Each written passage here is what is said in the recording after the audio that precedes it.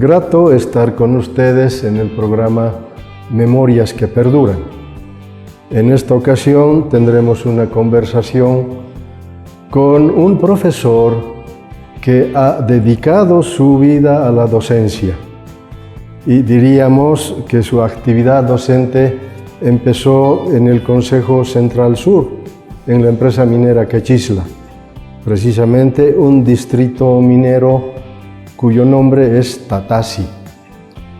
Pero es interesante saber que el profesor a quien vamos a entrevistar hoy es el profesor Víctor Borda Illanes, que nació en Clisa, un pueblo del Valle Alto que también tiene una plena historia antes y después de la reforma agraria. Fue además transferido de Tatasi a Telamayu. Telamayu también es una población, si no minera, pero que se concentran diferentes actividades de producción minera en aquella región, donde precisamente está la fundición de bismuto. Será interesante además conocer la pasión que el profesor Borda Illanes tiene sobre la numismática. Bueno, probablemente algunos no saben qué es la numismática. Estaremos desentrañando también esta pasión a la que ha dedicado el profesor Borda, precisamente desarrollando su primera exposición en Telamayu. Y de ahí esa inspiración le llevaría a desarrollar una colección de monedas, de billetes que han circulado en el país desde siempre. Pero además ha tenido la vocación de recoger monedas y billetes de otros países como Argentina, Perú, Estados Unidos, cuyo producto de eso es una colección inmensa y que además desarrolla exposiciones para que el público pueda asistir y ver toda esa colección de numismática. Profesor, quiero darle la cordial bienvenida al programa Memorias que Perduran y su saludo inicial para la gente que verá el programa. Gracias, muy gentil, licenciado. Gusto enorme compartir a este momento algo de mi vida. Agradezco, por cierto, por la oportunidad que se me está brindando para llegar y hacer conocer las inquietudes que he tenido de persona mayor, de joven, y en realidad qué es lo que he podido lograr hacer dentro de la vocación de la docencia por nuestra sociedad. Había dicho que el profesor Borda nació en Clisa, y de Clisa precisamente él ha escrito este libro que tiene como título Compartiendo Historias. Estaremos hablando también de esta producción bibliográfica, pero quisiera preguntarle cómo transcurrió su infancia en Clisa.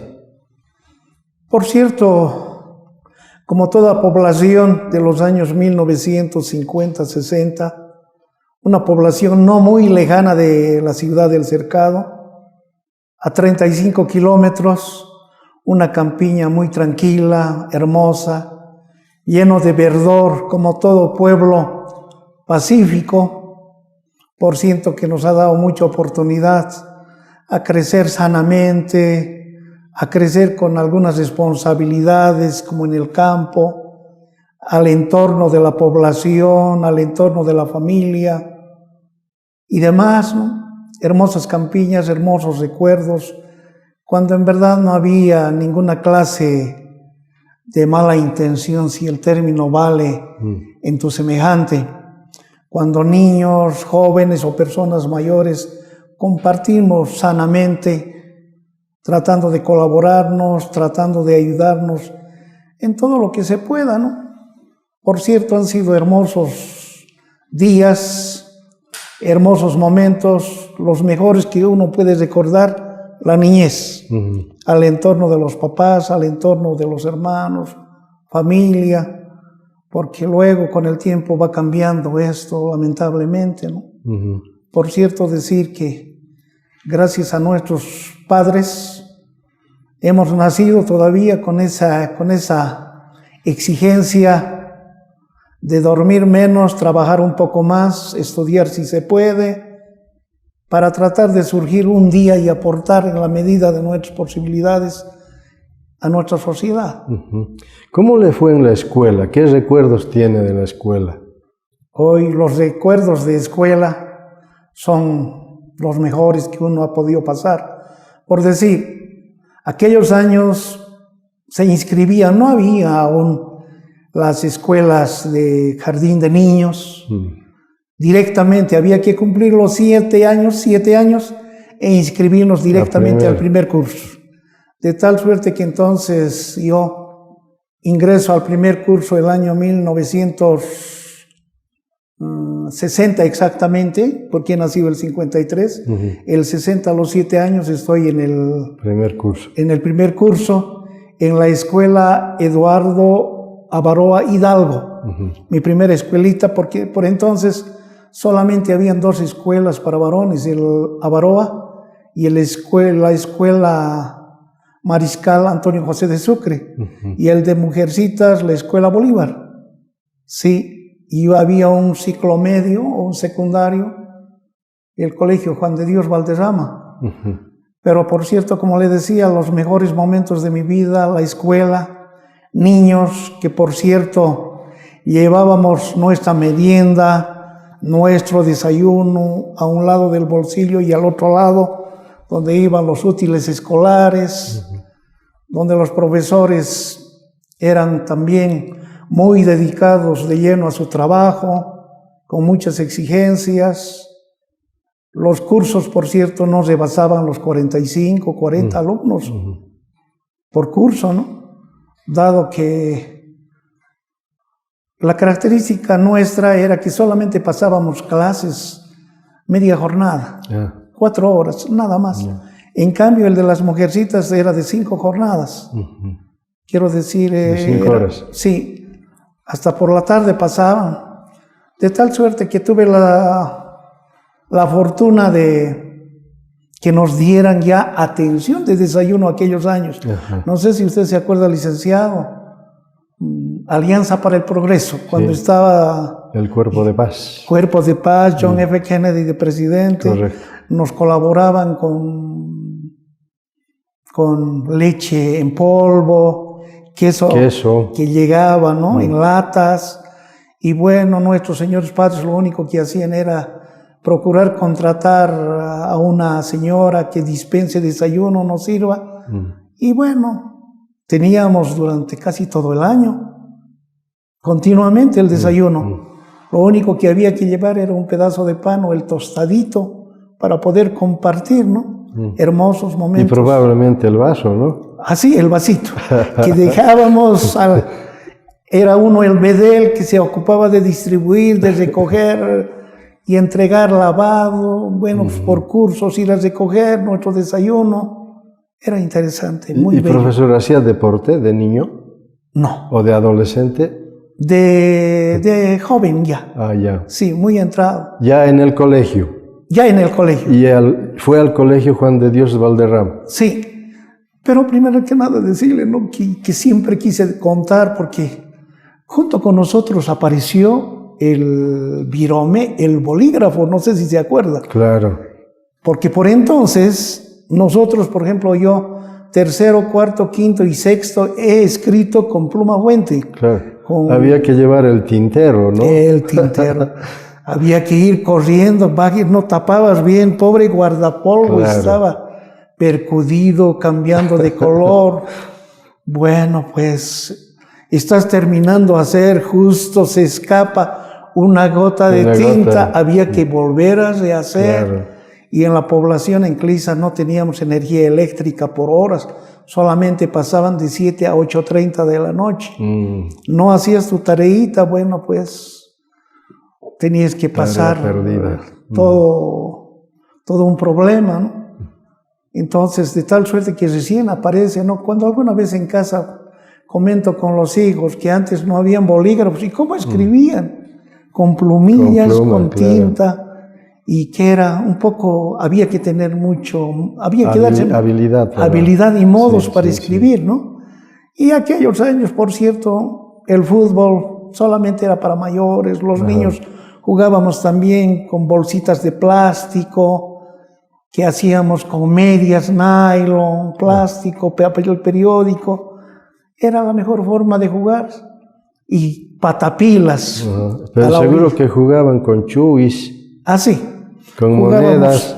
Sí, hemos jugado con chuis, a la gallina ciega, a la soga, a los carritos con las latitas de sardina, carretas. Sí. Y por cierto, aquellos entonces carecíamos de juguetes. Y entonces los niños, las niñas, de acuerdo a nuestra creatividad, íbamos realizando nuestros juguetes, a como creíamos conveniente, ¿no? Porque, por cierto, no había para adquirir ni de plástico ni de metal. Entonces, cada uno de nosotros hemos tenido que darnos ideas de cómo disfrutar la niñez. Claro. Y cuando llovía íbamos a jugar a las orillas del río de Clisa, tanto niñas, niños, y si no llovía, pues a jugar un poco no recuerdo bien el juego, Chumpi y Chinca, no sé si se acuerda. No, esta no la conozco. Te daba un redondito, por decir, colocabas detrás del uno, todos estamos en fila, depositabas por detrás, no te dabas cuenta, ya estaba encima un cinturonazo, ¿sí? Y tenías que escapar, jalar. Había otro más o menos parecido, el gato y el ratón, más o menos similar era ese juego. Sí, luego pasara, tawasara, pelota quemada. Habían tantos juegos tan sanos, tan hermosos. Juegos en la calle. En la calle, en la vecindad, con los niños, ¿no? Con los amiguitos del barrio. Y sí, hemos gozado de la niñez sin ningún problema, todo bien. Qué bueno. ¿Y qué recuerdos tiene del colegio? Del colegio, como era primaria y luego secundaria, entonces el salto, ¿no? Yo he hecho de primero a sexto curso primaria y luego primer ciclo de secundaria, primero a sexto medio. Sexto, claro. Sí, ha sido un momento, quién sabe, un poco vital, esa cuestión del choque un poco brusco, si el término vale, del básico al medio, motivo por los cuales a los años se ha creado pues el ciclo intermedio, a fin de evitar a que mucha gente abandone los estudios ante el choque tan tremendo que se da, ¿no? Psicológicamente. Felizmente hemos transitado sin ningún problema, hay mucha gente que se ha realizado, hay mucha gente que ha logrado superar, ¿no? Ese choque generacional, compensando con lecturas, con el estudio, más que todo con el objetivo de superarte. Eso que siempre los papás nos exigían y nos decían, hijo, tú tienes que ser mejor que yo. Y tus hermanos mejor que tú. Entonces, de tal suerte que esos eran grandes incentivos para que lográramos llegar a buen puerto, ¿no? De tal manera que entonces en el ciclo medio transité sin ningún problema, tuve muy, muy buenos profesores que supieron inculcarnos como un buen padre, como segundo padre de familia, exigiéndonos, por ejemplo, tengo a bien comentar, licenciado, el doctor Jorge Trigo Andia, rector de la Universidad Mayor de San Simón, ha sido mi profesor, ha sido mi docente. ¿En Clisa? En Clisa. Uy, nos daba clases con llanto en los ojos. Y decía, nosotros los pobres estamos obligados a superarnos, a sacar una profesión. Y si Dios quiere que saquen una profesión, ustedes sean el norte en indicar, en concientizar que también esa gente vaya progresando, vayamos mejorando nuestra calidad de vida. Pero en tanto y en cuanto nos quedemos así como estamos, nunca vamos a surgir. la familia va a seguir estando pisotoneada y eso no es bueno. Y quien más sabe debe inculcar, debe orientar a nuestra gente y de tal suerte, ¿no?, que se nos quedó en muchos de nosotros aquel mensaje de superación del profesor Jorge Triguandia. Gracias a él yo salí adelante, gracias a sus sabias enseñanzas y confianza que depositó en mi generación. Muchos de mis compañeros han logrado terminar y han sido muy buenos profesionales, comprometidos con aquella palabra de nuestro mentor. Ahora, ¿cómo es que usted decide estudiar para ser profesor? Pero además, ¿por qué se va a Oruro? Por cierto, aquellos momentos, no sé, usted, licenciado, debe recordar, a partir del año 1970-71, soy de la promoción del año 1973, como bachiller. Entonces ya se están originando, si el término vale, gobiernos de factos, a la cabeza de Banzer. De Barrientos. Antes Barrientos, claro, sí, en los 60. Sí, de ahí empieza, ¿no?, a acumularse. Y bueno, vamos pasando de curso, nos vamos haciendo jóvenes, hasta que llega un momento de esos inciertos y entre nosotros nos preguntamos y decimos, ¿y dónde piensas ir a estudiar? A la universidad.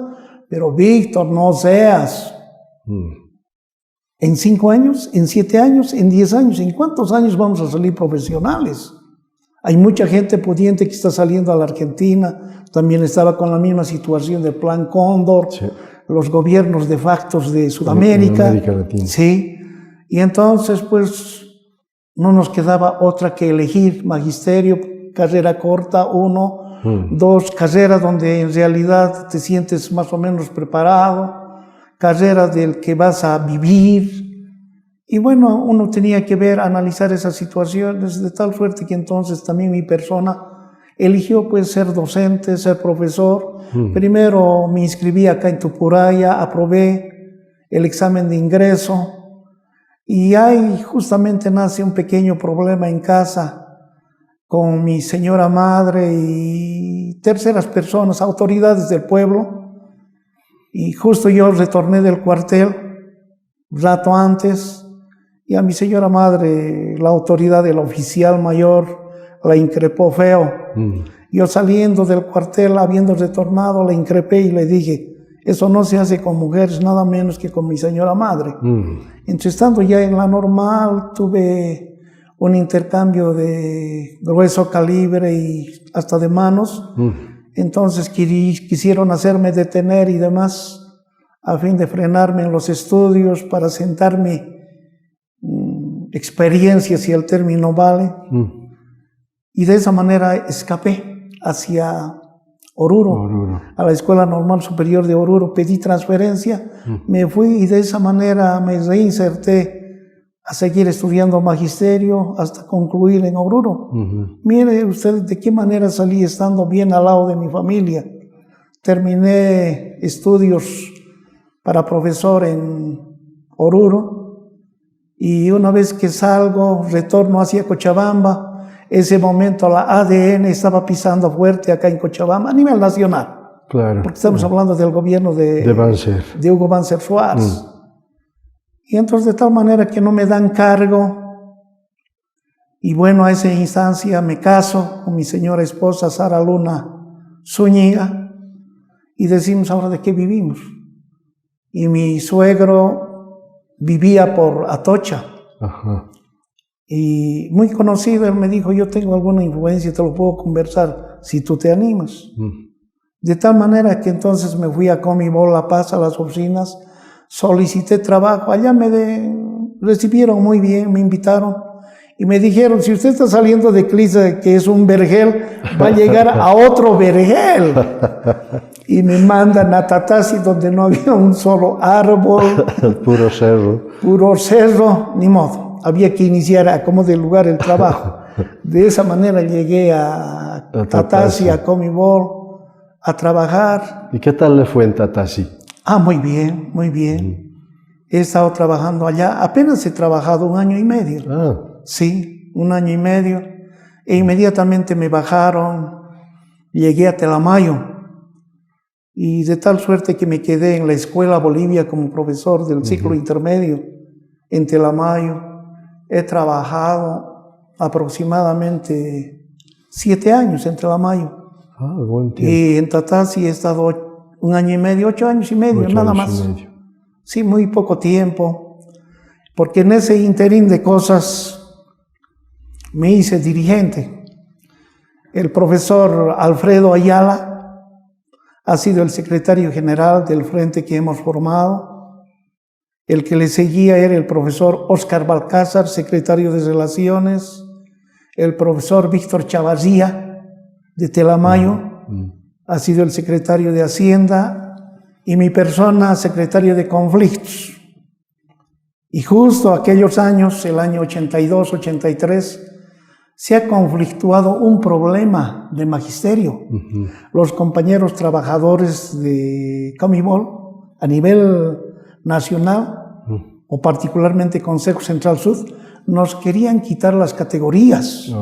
Y nos decían, si nosotros somos tan maestros como ustedes, porque manejamos con maestría, con habilidad. Por ejemplo, es maestro carpintero, maestro electricista, maestro mecánico, y ustedes maestros mentores.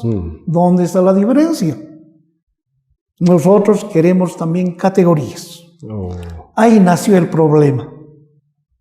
Y les tratamos de hacer comprender y decir que nosotros tenemos formación profesional, psicológica, pedagógica, científica, y solamente uno de esos momentos se me salió y yo le pregunté a uno de los compañeros, le dije, perdón, compañero, ¿usted ha salido bachiller? ¿Es bachiller? No. Entonces ya hay un punto muy alejado. Claro. No podemos discutir al mismo nivel. Y bueno, hemos llegado a un empantanamiento de 2, 3 años. Hemos hecho congresos por por La Paz, por Oruro, por San José, en Consejo Central Sur. No hemos podido solucionar el problema. Hasta que un momento dado estaba don Filemón Escobar, Juan Lechino Kendo, Víctor López Arias. Esto se ha hecho grande, no sé si se acuerda. Hasta que alguien dijo, bueno, todos los profesores de Comibol somos invitados, somos advenedizos. Unos venimos de Cochabamba, otros de Sucre, otros de Potosí, otros de Santa Cruz. Son pocos los del medio. ¿Por qué no renunciamos? ¿Por qué no nos vamos? No podemos traicionar a Magisterio Nacional. De momento estamos nosotros acá trabajando por 2, 4, 5, 6 años. Claro. Pero tarde o temprano vamos a retornar a nuestras bases y nos vamos a incorporar a Magisterio Nacional. Y por ahí, por traicionar, no nos reciben y también se les quita. Banzer puede hacer que nos quite las categorías. No podemos dar ese paso tan funesto. Entonces se determinó a nivel de Consejo Central Sur que en primera instancia, si no llegamos a solucionar estos problemas, íbamos a renunciar en primer término todos los dirigentes. Y en un congreso nacional se ha llegado a definir a que renunciamos. Yo asistí a aquel evento, retorné para mi vuelta de La Paz a Telamayo, ya estaba fuera de empresa. Terminamos, clausuramos un día sábado, el día domingo viajamos por la noche, el lunes llego a mi base, ya había llegado la determinación por radiograma de que estoy retirado de la empresa minera Quechisla. De esa manera salí de la empresa minera Quechisla repentinamente, porque nunca había pensado dejar todavía magisterio, porque me sentía cómodo, había proyectos a concluir o iniciar. ¿Y de eso esa manera fue mi paso. ¿Eso fue antes de la relocalización? Antes de la relocalización. Sí, ya. Yo salí de allá antes de la relocalización del año 1985. Sí, todavía cuando les relocalizaron a mis otros colegas, porque se quedaron todos ellos. En principio solamente salimos los dirigentes. Y luego a su poco tiempo se dio la relocalización ya con el 21060, sí, con la aprobación de las nuevas medidas económicas y demás. Bueno, atropelladamente fui a recibirles en la actual terminal metropolitana, la estación ahí en la 6 de agosto. Ahí llegaron nuestros colegas, nuestros compañeros de Consejo Central Sur en planchas. Qué penoso era ver aquel momento, ¿no? No, seguro. Por cierto, era devastador. Tengo malos recuerdos de los momentos. Bueno, pues, por cierto, había que hacerle frente a la vida. Claro. Porque hasta ese momento nosotros, antes de que desembocaran en este abandono, si se quiere, circunstancial de los profesores, particularmente en primera instancia, nunca habíamos pensado en dejarnos. Repentinamente salimos y desde aquel momento muchos no han vuelto, pues no hemos vuelto a retornar por las minas. Sí. No, sin duda. Pero ahora, viniendo a Cochabamba, ¿fue posible lograr espacio en el magisterio? Por cierto, ha sido difícil. Primero que nada, como le dije, licenciado, yo fungí de dirigente en las minas. Aparecieron repentinamente colegas profesores varones, colegas profesoras mujeres, que sin tener cartón de bachiller, con el gobierno de la ADN, aparecieron como colegas para fines de año. Wow. Y yo, en mi calidad de dirigente, lo que he tenido que hacer es institucionalizar, habiendo profesores, colegas profesores con formación pedagógica, ¿cómo vas a permitir? Entonces, eso es lo que se ha hecho, solamente institucionalizar, darles trabajo a aquellos que tenían formación pedagógica. Y cuando yo retorné acá, me cerraron las puertas y me dijeron: profesor Borda, usted ha hecho daño a nuestros colegas de la ADN, me lo dijeron así. Para usted no hay trabajo en Cochabamba, porque usted ha hecho mucho daño a la gente. Y les dije, no eran profesionales. No me quisieron entender, me cerraron las puertas, no he trabajado los primeros 10 años. He tenido que, por mi familia, trabajar en una y en otra cosa y en otra cosa. De esa manera le hice frente a la vida. Ha sido un óbice muy fuerte para mí, que no me hayan dado mi espacio. Claro. Sí, de esa manera no trabajé durante 10 años después de haberme venido por estos lugares. Pero también sabe Dios por qué hace las cosas, ¿no? Y a ese tiempo que le decía de 10 años que no trabajé, un día de esos aparecieron una delegación de padres de familia, alumnos y el director de establecimiento. Me invitan y me dicen: profesor Borda, le invitamos a que trabaje con nosotros. En ese momento les dije: perdón, no soy profesor. Es que estaba totalmente resentido, molesto, incómodo. Y mi esposa escuchó esa conversación y a solas me hizo escuchar y me dijo: Víctor, meses atrás, un año atrás, has estado caminando, golpeando puertas, llamando a conferencias de prensa para desnudar realmente cómo se está manejando la educación. Ahora que vienen a invitarte, no aceptas, no te entiendo. Felizmente al tercer día retornaron mayor cantidad de personas, mayores instituciones, me presionaron, me invitaron. De esa manera he vuelto a magisterio. ¿Se puede imaginar? Después de 10 años. Después de 10 años. Cosas que se dieron, pero por cierto ha sido para muy saludables. Maduré bastante en ese aspecto, me dediqué de lleno a mi gente, como yo soy de Clisa, y ahí a pasitos está el Colegio Nacional de Ucureña, el lugar histórico de la reforma agraria, queda muy cerca. Entonces trabajé allá 12, 13 años. Después de haber prestado ese tiempo de servicio, pedí cambio de destino, me vine hacia la ciudad, he trabajado en la colegio de convenio, Fe y Alegría El Salvador, en el kilómetro 7. He trabajado 5 años allá. Y estando allá me retiré del servicio activo de magisterio. ¿Como jubilado? Sí, como jubilado. Ajá. Sí, felizmente me alcanzó. Ah, qué bueno. Sí. Ahora, me gustaría que podamos hablar de su afición por la numismática. Yo había dicho que su primera exposición la hizo en Telamayu. ¿Cómo surgió esta pasión por esa rama? Primero que nada, un poco, hoy en día está catalogado la numismática como ciencia. ¿Ya? Antes solamente era un hobby, era un pasatiempo, era un pasatiempo sano, de entretenimiento, que por cierto hacía mucha gente. Esta pasión despertó en mí de cuando era niño. Desde muy pequeño yo ya siempre me gustaba ganar mis quintos personalmente, a fin de que papá, mamá se sientan más libres ante una situación comprometida.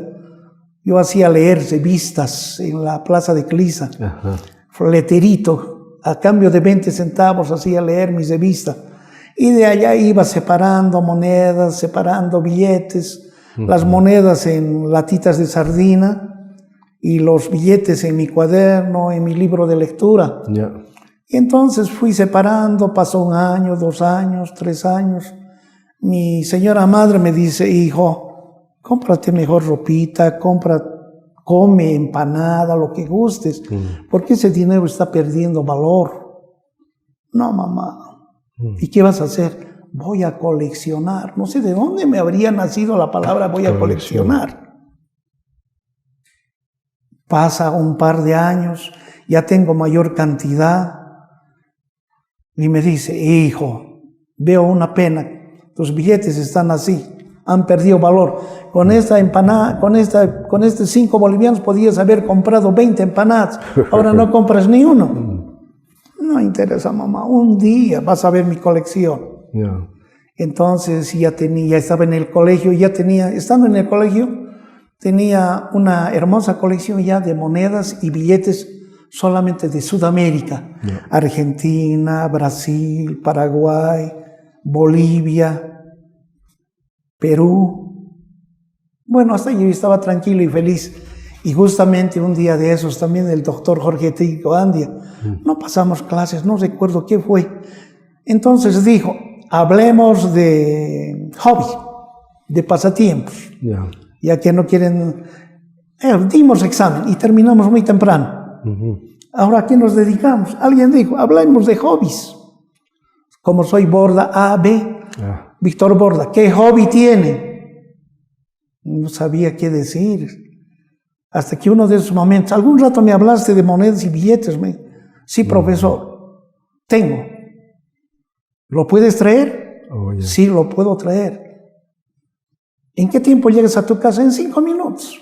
De mi colegio a casa era muy cerca. Fui, traje, le hice ver. Muy bien, te felicito, Víctor.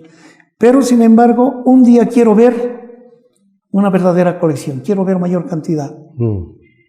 ¿Seguro? Seguro. Me dio la mano, le di la mano y el compromiso estaba dado. De esa manera empiezo a reunir de mayor cantidad de países, tengo mayor entusiasmo, puesto que él ha visto y ha dicho: no hace nada de esto, Víctor. Tú serías el primero que estaría haciendo. Y entonces, de tal suerte que me gustó la iniciativa, el impulso que me dio mi profesor. Y bueno, pues fui creciendo. Fue creciendo mi colección. Llego a la Escuela Normal Superior de Oruro, me encontré con el licenciado Luis Alberto Guerra Gutiérrez, investigador, y me dijo: muy bien, sigue, Víctor. De tal manera que créame que ha seguido creciendo. Salí profesor. Llega un 6 de agosto del año 1980 en Telamayo, aniversario cívico de la patria, y consulto por si acaso con el profesor Octavio Copa, director de mi establecimiento. tengo monedas y billetes, ¿será que puedo hacer exposición? Le dije. Claro que sí, nunca he visto a esta gente, nuestra gente, ¿por qué no te animas a hacer? ¿Y dónde lo hacemos? En la biblioteca de Telamayo. Allá nos prestan las mesitas, los ubicamos, los cubrimos con nylon, con chinches. Resultó extraordinario, llamativo. Esa ha sido, allá nace la primera exposición vista por la sociedad. Esa ha sido la primera exposición que realicé. Y al presente tengo 44 exposiciones realizadas, del cual en realidad me siento feliz porque hemos socializado en provincias y en todo el país. En las ciudades también. Sí, en las ciudades también. ¿Y esas exposiciones han sido iniciativa personal o ha habido una coordinación con instituciones de cada departamento o provincias? No, muy personal, sí. Ya dije, porque, por cierto, cada generación nacemos, crecemos directo a la moneda, directo a los billetes, y nunca muchas veces nos hemos preguntado, ¿y qué más antes? Entonces de tal suerte dije, sería bueno hacer conocer, conseguir monedas de los años 1900, y otros. Entonces allá nace ya el tratar de socializar, el tratar de hacer conocer, el que lo valoren y no los voten, porque dice mucha gente, no, ese billete ya no sirve, hay que votarlo, no tiene significado alguno, cuando de verdad son reliquias, son piezas numismáticas, son piezas históricas. Entonces de tal suerte que esto es lo que me induce a hacer exposiciones itinerantes. Voy, si hay establecimientos educativos, previa conversación con el director, hay muchos que, por cierto, dicen que esto significa, tiene valor cultural, tiene valor histórico, realízalo. Claro. En cambio, muchos dicen, no, nada tenemos que hacer con este valor curricular, no tiene ningún conocimiento científico para nosotros. Te cierran las puertas, pero donde te abren, hay que darles la oportunidad de que nuestra gente, nuestra juventud conozca particularmente.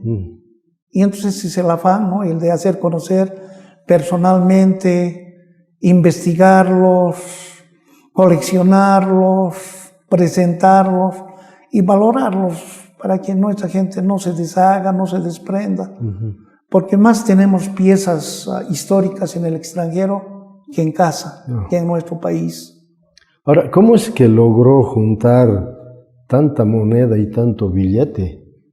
Pero no solo de años pasados, en realidad desde los años 900 en adelante. Sí, es que es un pequeño bichito, ¿no? Es como si, por decir, tienes todo, pero hace falta algo. Tiene que haber un inicio y tiene que haber un final. Quedarte con el intermedio parece que no vale la pena. Por ejemplo, yo me pregunté y dije, ya hacen 1000, hacen 2000, hacen 3000, hacen 4000 años, cuando mi género, el género humano, aún estaba desnudo, tendría billete, tendría algo de valor. ¿Qué significaba para él tener dinero, moneda? Me puse a investigar. Y cuán irónica es la vida. Un día de esos veo en un anticuario conchas de mar, veo pequeños objetos hechos en piedra, veo dientes de animales y me digo un poco socarronamente, ¿y estos qué tienen que hacer en la historia del hombre? Qué irónica es la vida, decía, ¿no? Hasta que un día de esos encuentro un libro y dice el título, objetos raros y extraños que han hecho de dinero primitivo al hombre. Y dije, cuánta insolencia tuve en decir tantas cosas desadecuadas. Y entonces empecé a buscar bibliografía y encontré y de esa manera he conformado una primera vidriera con dineros primitivos, cuando el hombre era nómada, cuando el hombre vivía en grutas, cuando el hombre vivía totalmente desabrigado. Pasan miles de años, entonces va mejorando su estatus, su condición de vida, deja de ser nómada para ser sedentario, empieza a domesticar animales, empieza a hacer su propia casa, empieza a tejer, a sembrar, recolectar su producción. Está avanzando, hasta que llega un momento de esos en que conoce los metales, empieza a acuñar metales, previo a los metales empieza a hacer piezas en roca, monedas en roca, en las diferentes culturas de Irak, de Irán, de Turquía, de la Mesopotamia, China. Se va completando el rompecabezas.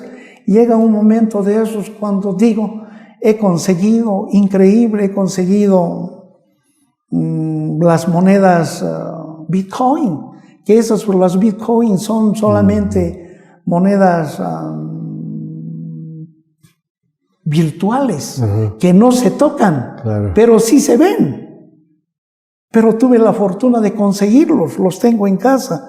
Los Ethereum, los Bitcoin, para que en realidad nuestra gente que acude a mi exposición pueda ver el génesis y el fin de cómo en realidad, por ejemplo, a poco, en el extranjero, ya no hay circulante en monedas, ya no hay en billetes, sino que están utilizando el QR, están utilizando el sistema PayPal, están utilizando otros sistemas para poder en realidad deshacerse, si el término vale, del efectivo. Entonces son nuevas formas de manejar la economía, y mi responsabilidad como coleccionista es tratar de hacer conocer toda esta suerte de cosas a nuestra gente, ¿no? Es un compromiso. Ahora, en las exposiciones que ha desarrollado, ¿cuál es la reacción de la gente que visita la exposición? Es muy gratificante. Es mi aliciente esa sorpresa. Se encuentra, ve, lee, porque mis cuadros siempre están con notas de explicación a pie de cuadro. Leen y se sorprenden. Y lo único que hago yo es aproximarme y decirles alguna curiosidad, ¿le puedo ayudar? Bueno, con la explicación que les doy, quedan totalmente sorprendidos, anonadados. Bueno, recién un poco, es que no hubieron momentos, no hubieron espacios en el que puedan ver, captar, y entonces es un choque de frente, si el término vale, con una realidad ignorada. Entonces eso les causa mucha sorpresa, mucha curiosidad, y quedan incrédulos ante la evolución de la historia, ante la evolución particularmente desde su aparición de lo que es el billete, de lo que es la moneda. Y eso para mí es muy gratificante, porque me da armas a que estoy haciendo bien las cosas y debo seguir socializando, debo seguir mostrando cultura a nuestra gente. ¿Y su familia cómo participa de las exposiciones? ¿Le apoyan o les recriminan de alguna manera? Por cierto, yo creo que es plausible esto en tanto y en cuanto participan. Por ejemplo, le digo, licenciado, primeras veces solamente como soy el que maneje, el que haya realizado este trabajo, solo mi persona, entonces en todas partes me presentaban y decían el profesor Víctor Bordellanes, no más. Entonces un poquito veía de indiferencia de parte de mis hijos, un poco apagados, de mi esposa igual se abstraía. Y dije, ¿cómo ahora hago que todos reaccionen a mi entorno, que tengan la misma emoción que yo siento de compartir, de socializar, porque yo lo vivo? Ese momento me nació y dije, Bordaluna coleccionando historia. Mi esposa me ve y me dice, ¿por qué has puesto mi apellido? Es que es trabajo tuyo, es trabajo mío, es trabajo del grupo, de la familia, es de todos. Mis hijos que me animan, mis hijos que me cooperan, mis hijos que están en el armado, que me dicen que has ubicado mal, papá, esto, ¿por qué no hacemos esto así? Todos participamos. Entonces, de tal suerte que ese ha sido el taloncito de Aquiles donde yo estaba fallando. Desde el mismo momento en que todos cohesionamos, todo ha sido muy hermoso, ha sido más integrador, ha sido de reuniones, ha sido de mucha simpatía, donde nos sentimos felices, felices con todo lo que hacemos. Entonces, estoy yo muy agradecido con mi esposa, porque en algún momento siempre dije, ¿qué esposa te va a dejar que gastes 100, 200 o 300 bolivianos en la adquisición, quitando el pan del día? Claro. Pero si en realidad todos cohesionamos, todos aportamos con ideas, entendemos la situación, es mucho mejor, es más llevadero. De tal manera que lo ven con mucho entusiasmo, todos cooperan y bueno, todos estamos perfectamente bien, sabiendo que estamos beneficiando a toda una sociedad. Por otra parte, me gustaría que podamos hablar sobre su libro, Compartiendo Historias. ¿Cómo surge la inquietud por recoger una serie de testimonios, de historias de Clisa? Particularmente este libro es una historia de vida, si el término vale, de todo cuanto yo he visto. Es una vivencia contada por mi persona, porque allá estoy compartiendo 60 historias de Clisa. Por cierto, usted sabe, licenciado, no siempre todos tenemos la vocación de servicio, no siempre tenemos el buen criterio de decir, yo quisiera hacer esto, hacer conocer esto, compartir esto con nuestra gente. Entonces, algún momento nació en mí y dije, nació en primer lugar con mis hijos. Papá, te lo compro un autito, por ejemplo, en la Comibol, ¿no? Íbamos a pulpería cada fin de año, llegan juguetes y demás. Estos juguetes para mi hijo, este para mi hija. Sí. Y cuando algún momento se dice, yo no tuve esa suerte, porque cuando yo niño no habían juguetes de madera, peor de lata, teníamos que recurrir a nuestro ingenio, ¿no creen? Entonces, de tal modo que entonces se dice ahí en el libro, hijo, te voy a contar, toma asiento. Y entonces empezamos a compartir. Pero papá, ¿por qué no compartes? Eso es un recuerdo de vida. No puedes olvidarte de eso, porque nosotros pensamos que en tus tiempos de niño solamente era sacarse dinero del bolsillo y adquirir como nosotros hacemos. Entonces ustedes han vivido una realidad muy diferente. Cuando no había energía eléctrica, cuando no habían emisoras, cuando no había televisión ni en blanco y negro. ¿Por qué no te animas a escribir esas vivencias?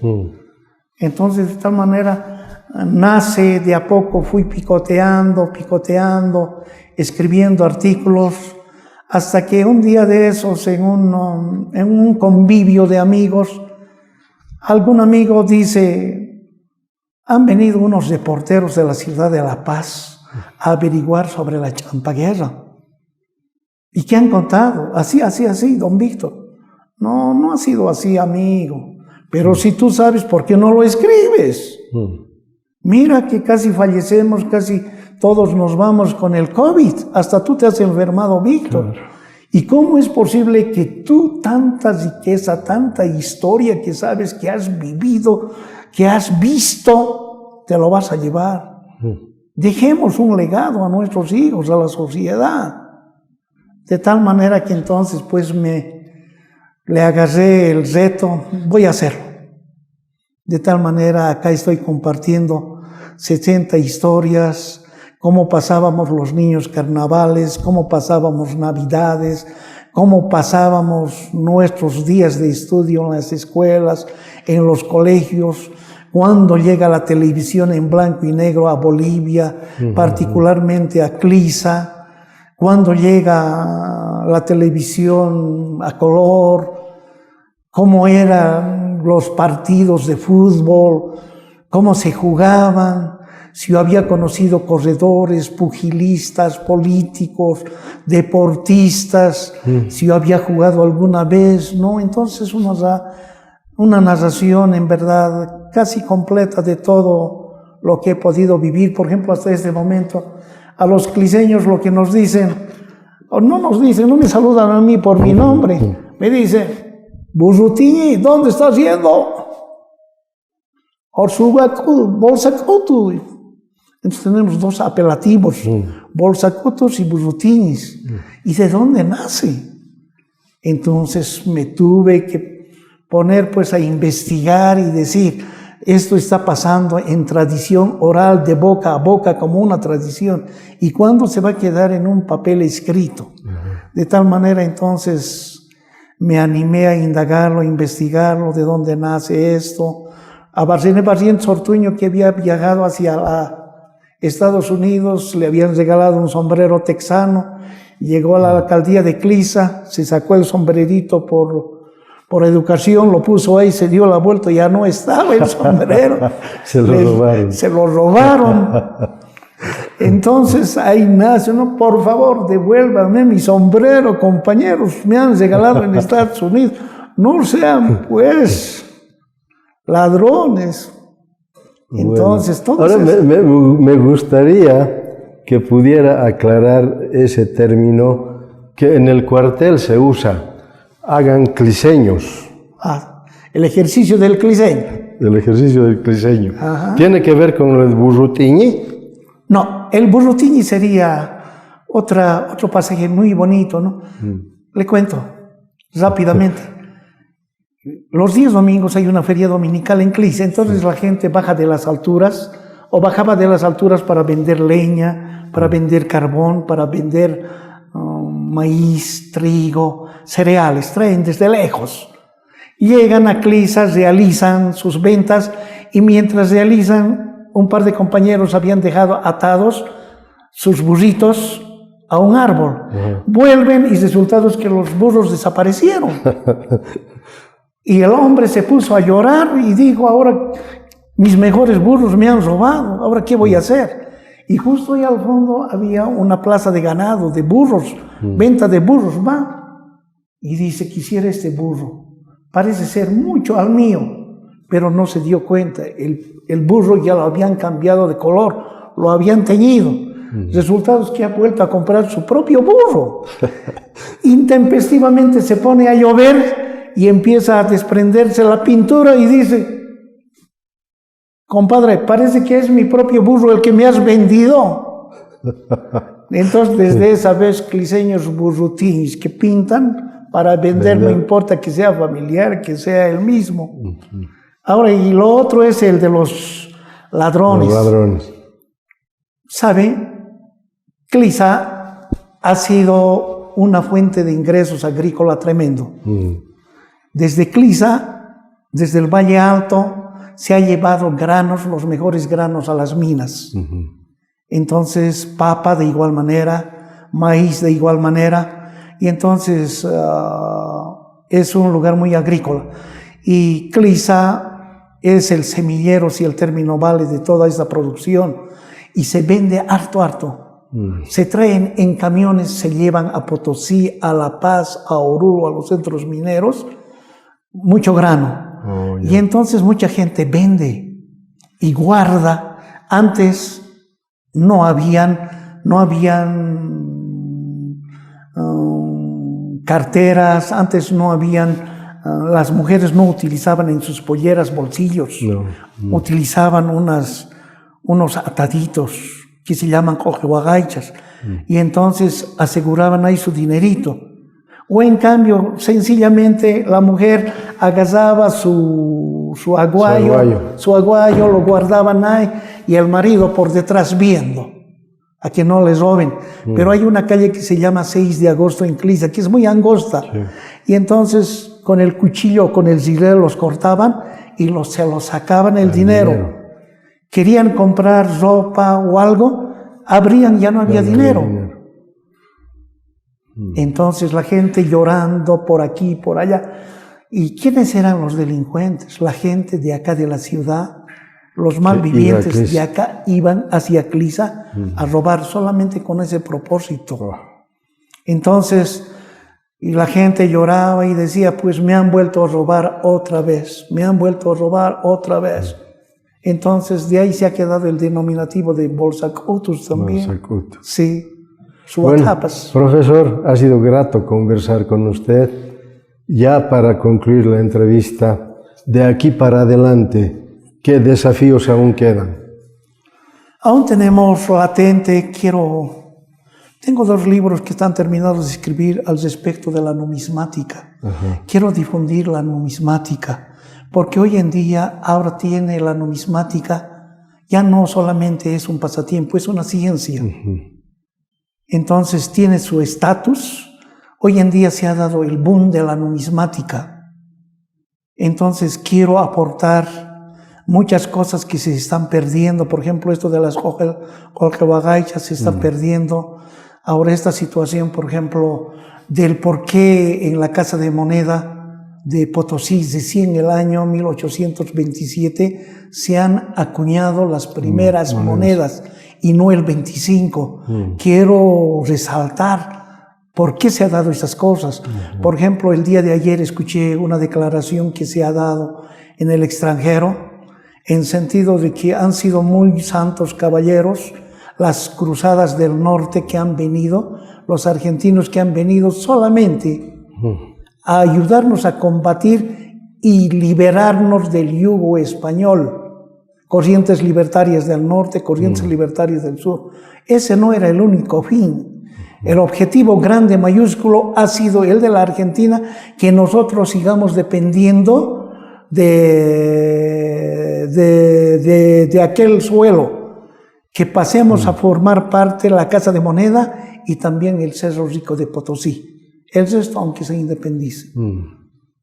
Entonces hay que aclarar muchos pasajes. No se habla en ningún momento de las corrientes libertarias del norte que han venido y en 300 y en 400 y en 500 animales han llevado de noche, han cargado piñas de metales, lingotes de oro, lingotes de plata, monedas y alabradas y se han llevado. ¿Y quién dice algo? No podemos seguir en esa circunstancia de cosas. Habría que aclarar, aunque duela un poco esta parte de la historia, pero habría que aclarar cuáles eran realmente los intereses por detrás, ¿no?, de estos movimientos de incursión que tuvieron, tanto de la situación de Perú, tanto la situación del Brasil y demás, porque a este momento existe Paraguay como Paraguay, Chile como Chile, Argentina como Argentina, gracias a la solvencia y a la bonanza económica del Cerro Rico de Potosí y la Casa de Moneda de Potosí.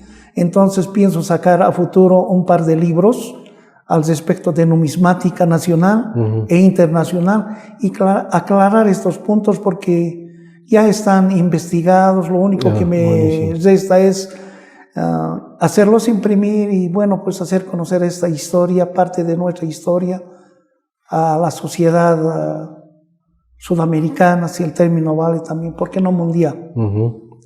Bueno, profesor, a tiempo de agradecerle por haber compartido esta entrevista en Memorias que Perduran, le pido su despedida del público que verá el programa.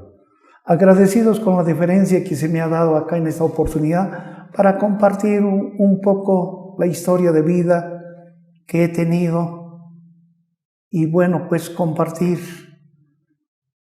Por cierto, para mí es un halago, puesto que lo único que se quiere hacer es socializar y presentar muchas cosas que, por cierto, ajenos a nuestra buena voluntad muchas veces no tenemos acceso.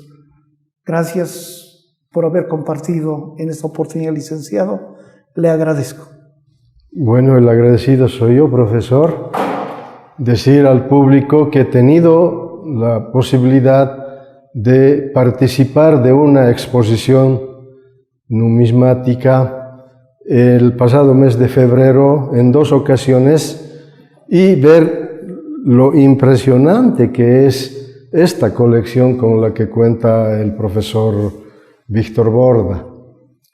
Ya había dicho al inicio que él nació en Clisa, vivió la infancia, la adolescencia, pero después decidió estudiar para ser profesor. Empezó sus estudios en la Normal de Tupuraya, pero por determinadas circunstancias él tuvo que ir hacia Oruro, donde concluyó su formación académica para después trabajar en el Consejo Central Sur, y allí, precisamente en Telamayu, surge ya ese interés por la numismática. Allí desarrolló su primera exposición, que luego, a lo largo de los años, llegaría a 40 versiones. Ha estado en provincias, en los distintos departamentos del país, mostrando esta colección de monedas, de billetes del país, pero también de los países vecinos y de Estados Unidos. Pero además decir que el profesor Víctor Borda ha escrito este libro compartiendo historias, pero en la solapa también hay una serie de otras publicaciones que él ha aportado desde su experiencia de profesor, pero también desde las vivencias que ha tenido tanto en Clisa como en el resto de los lugares donde él ha estado. Pues ha sido grato compartir esta historia de vida. A tiempo de agradecer al profesor Víctor Borda Illanes, debo agradecerles también a ustedes que siguen permanentemente viendo los programas de Memorias que Perduran. Gracias, ha sido grato estar con ustedes. Hasta el próximo programa.